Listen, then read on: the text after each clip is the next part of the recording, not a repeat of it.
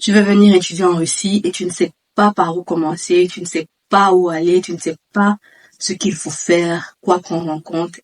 On parle de tout ça dans cette vidéo. Всем привет и добро пожаловать. Sur cette chaîne, on parle de quoi? On parle de vie estudiantine, on parle d'opportunités d'affaires et on parle de tout ce qui peut t'aider à atteindre ton plein potentiel.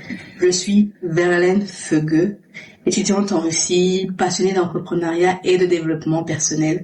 Alors, dans l'épisode d'aujourd'hui, on va parler de ce qu'il faut prendre en compte avant de venir étudier en Russie.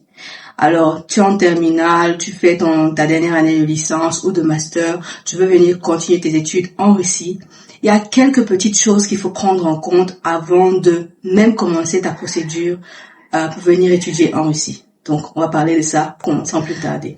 La première chose qui, pour moi, est primordiale de prendre en compte, c'est de savoir ce qu'on veut venir faire exactement comme étude en Russie.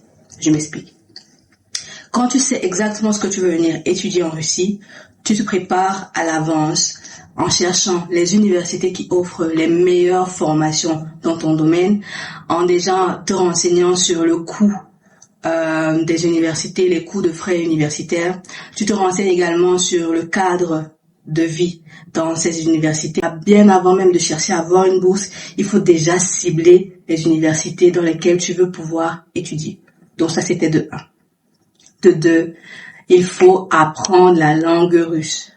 Même si c'est seulement pour 3 mois, même si c'est 2 mois intensifs, apprends. Il faut apprendre la langue russe au moins pour avoir les bases, savoir demander son chemin en route. Il ne faut pas avoir un diplôme de langue russe avant de venir en Russie, mais c'est important de connaître, au moins se présenter, demander ta direction. C'est important de connaître. La troisième chose, on ne nous le dit pas souvent, mais c'est très important même dans la vie de tous les jours. Même si tu veux pas venir en Russie, apprends une compétence. Learn a skill is important. Apprendre une compétence, c'est important. Si tu veux venir en Russie et tu veux venir étudier, la première année, c'est une année de langue, une année préparatoire. Donc, normalement, tu n'as pas légalement le droit de travailler. Je quote. Tu n'as pas légalement le droit de travailler, mais si tu connais quelque chose, si par exemple tu sais faire des tresses africaines, si tu sais faire des tissages, si tu sais poser des perruques, si tu sais coiffer, faire la coiffure homme, si tu sais faire de la pâtisserie par exemple, c'est quelque chose que tu sais faire et que tu peux monétiser étant ici. Tu peux également te former en infographie. Ça va t'aider que tu sois ici ou ailleurs en infographie. Tu n'as pas besoin d'être physique pour gagner des marchés. Tu peux être en Russie, gagner des marchés au Cameroun, être en Russie, gagner des marchés aux États-Unis ou whatever. La quatrième chose à prendre en compte, c'est de trouver des moyens légaux. Les gars, pour venir étudier en Russie, on n'a pas besoin de passer par, des trucs compliqués. De manière légale, tu viens, t'es un étudiant, t'as de bonnes notes, tu viens étudier en Russie sans problème.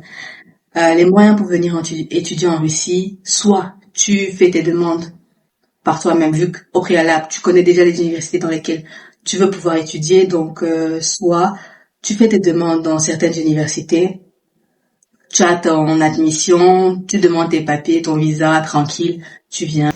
Tu prends en charge tes frais d'inscription, tes frais universitaires, ton voyage, tu prends tout en charge. Le deuxième moyen, c'est de venir par bourse. Chaque année, l'État russe offre des bourses subventionnées. Qu'est-ce que ces bourses couvrent? Elles couvrent toute l'année préparatoire, de langue préparatoire.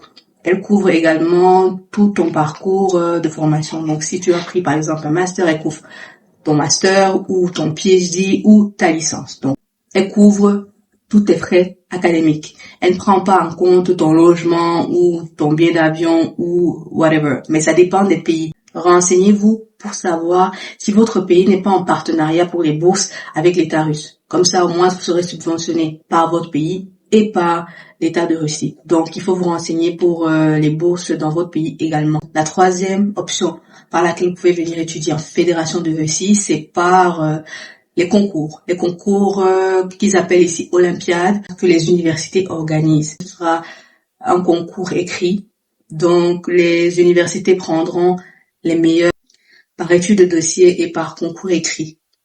Donc là, vous êtes choisi par l'université. Vous avez aussi une bourse qui prend en charge tous vos frais universitaires pour tout votre parcours.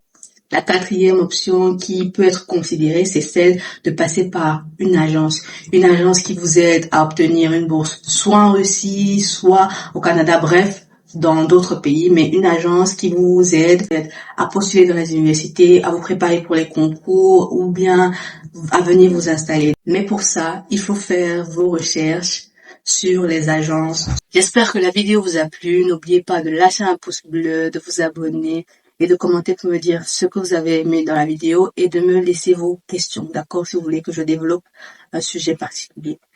Oh, les gars, c'est tout pour moi pour aujourd'hui. On se voit dans un prochain épisode. N'oubliez pas, l'on part pour mieux revenir. Peace out.